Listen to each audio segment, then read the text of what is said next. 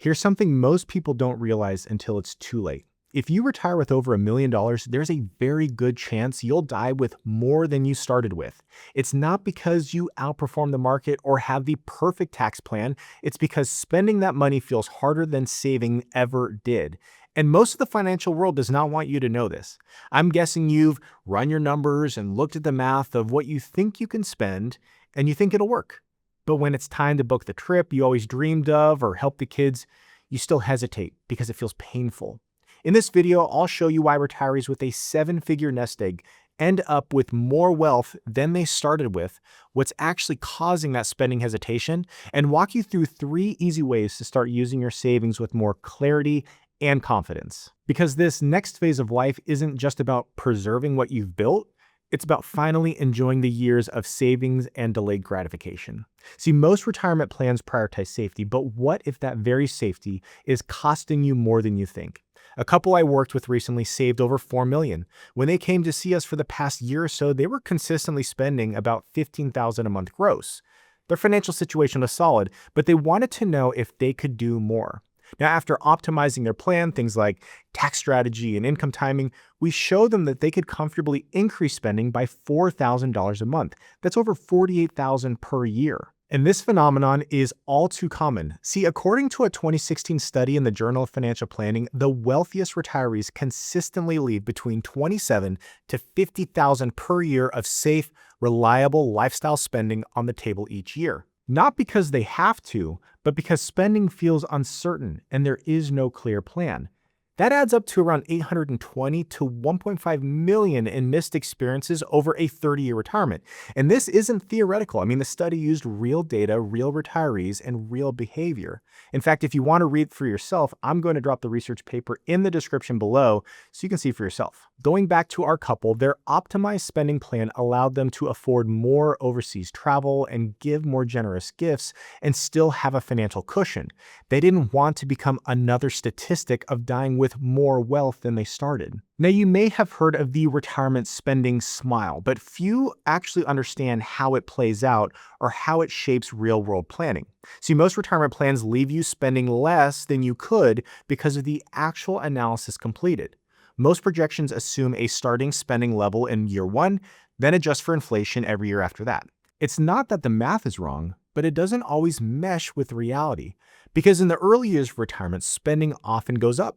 Travel, home projects, new hobbies, spoiling the grandkids, it's a time for activity. But then around your late 70s, it often tapers off. So you slow down, you travel less, and your spending reflects that. Then in the final phase of life, healthcare costs can often cause spending to increase again. And if your financial plan assumes you'll just spend the same amount every single year, it likely doesn't reflect reality, and it could cause you to underspend in the early years of retirement, a time when you can enjoy those funds the most. Because ignoring this curve doesn't just risk underperformance, it can make you needlessly cautious now or unprepared later. Most retirees spend more early on, less in the middle, and more at the end, but most financial plans ignore this curve completely. But let's talk about the 4% rule because it was built for survival, not lifestyle. It ignores strong markets and doesn't adjust if you're spending far below your means. Let's look at this chart from Income Lab. It tracks safe withdrawal rates through history, and what you'll see is that they're almost never below 5%. Even in tough decades, the infamous 4% rule was built around a worst-case scenario, retiring in the mid-1960s, right before a terrible stretch of high inflation and weak returns. And here's something that might surprise you. As shown in this illustration, if someone invested in a classic 60-40 portfolio, certainly not aggressive by most standards, but they limited themselves to just spending 4% of their portfolio each year adjusted for inflation, the backtest showed there are over 53% of instances where they would die with more money than they started. Even with strong portfolios, many people drastically underspend in retirement. There's a fear that a market downturn, a medical event, or unexpected costs could ruin everything. So they play it safe. They stick to conservative rules and defer spending just in case of those 10% chances.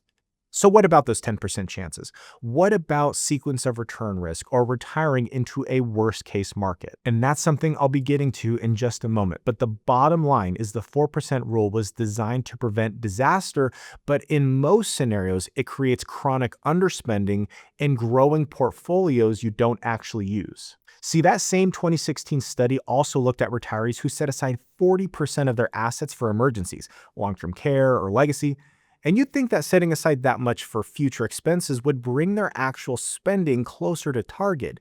But as we will see in the research, even after doing that, they still underspent by around 770,000 to 1.2 million over their lifetime. Now, this wasn't due to investment luck. They followed the conventional playbook. Save as much as you can, spend as little as possible, and avoid risk at all costs, but protecting a large reserve for potential end-of-life expenses. But the result wasn't peace of mind, it was missed memories, unexplored dreams, and unused opportunity. And even retirees who did everything right, they saved well, they spent conservatively, and they prepared, often leave behind millions, not because they got lucky, but because they didn't adjust. If you ever wonder why so much retirement advice leans on fear and why so many retirees underspend, it's because traditional lazy financial advice has always defaulted to save more and spend less.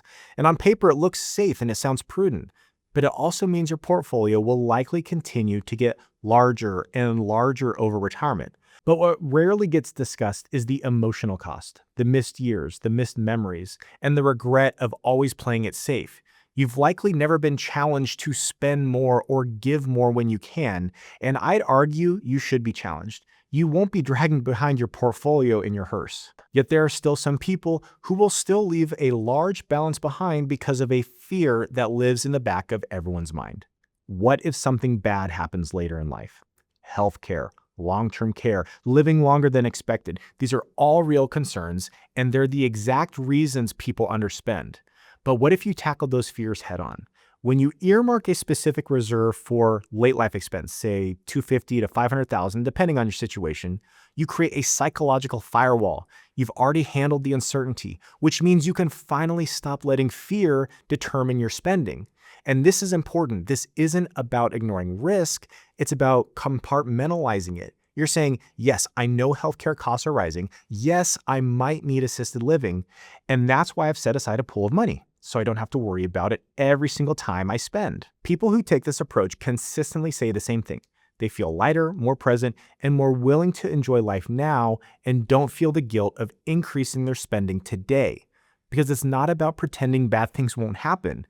It's about freeing yourself to live fully while you have the health and you're able to. Now, I want you to take a look at this. They're the same portfolios, same spending patterns, but the purple line retires in 1974 and the blue in 1973, just 1 year apart. But the 1973 retiree runs out of money before the end of retirement, and this is what worries many retirees. But the good news is there's a solution. It's called a retirement war chest. A war chest means setting aside 3 to 7 years of retirement income in conservative, liquid assets like money market or short-term high-quality bonds. You're not chasing yield here, you're building insulation. So if the market drops 20%, you don't have to touch your stocks. You don't sell in a panic. You draw from your war chest to let markets recover and buy yourself some time. Everyone has their own way of creating consistent and reliable income in retirement, and we've tested the others, and nothing has brought our clients more peace when it's time to actually start living off their portfolio. It's truly a peace of mind strategy. Now, here's the key we get asked time and time again. Is this war chest a static set it and forget it? No. In good years, you refill the war chest with gains from your growth investments, and in bad years, you use it to avoid selling your growth investments at a loss. It becomes the buffer that helps you stay calm and stick to the plan. And this is how you give your future self the gift of confidence, by protecting the early years and giving your long-term investments time to grow. But this may be the most important strategy of all: flexibility. Because life doesn't move in straight lines, and your plan shouldn't either. That's where risk-based income guardrails come in. With a guardrails approach, you don't need to constantly ask, can I afford this? Or the market dropped. Are we needing to go back to work and unretire? Instead, the plan shows you have upper and lower bounds based on your portfolio and the risk in your plan. And if you drift too far in either direction, you get a tap on the shoulder to adjust income. So, markets do well, you can increase your spending. But what if markets pull back? Well, you trim modestly. But most importantly, you know exactly the dollar amount you need to cut back by. I'm not saying this makes market panics or meltdowns a walk in the park, but it helps reduce panic because there's no more guessing. It's just small data-driven adjustments that keep you on track. And this approach gives you permission to enjoy more when things are going well and the structure to stay confident when they're not. And it's not hypothetical. Multiple studies have shown that guardrails-based planning can deliver higher total lifetime income with less emotional whiplash along the way. It's a way to make your retirement adaptive because life changes and your plan should too. Now, you've just seen how even a large retirement portfolio can leave you feeling uncertain about what you can safely spend, despite the math saying you're more than fine. But what if your net worth is even higher? What actually changes when you have 5 million instead, and what doesn't? In this next video, we'll compare 2.5 million and 5 million retirements side by side and unpack why more money gives you more choices, but also more complexity. I'll see you over in that video right now.